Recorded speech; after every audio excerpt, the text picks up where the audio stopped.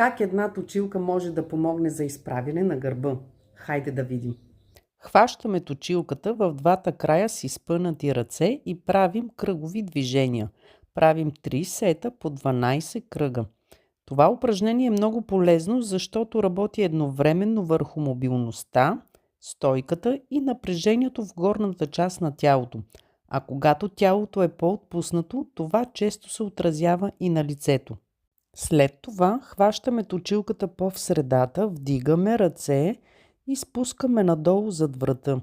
Така подобряваме подвижността на раменните стави, отваряме гръдния кош, активираме горната част на гърба и освобождаваме напрежението във врата и трапеца. Правим също 3 сета по 12 повторения. И третото упражнение е много простичко, като захващаме точилката, както показвам във видеото, и просто стоим за около 2-3 минути. Изпълнявайте тези упражнения ежедневно и много скоро ще усетите разлика в горната част на тялото.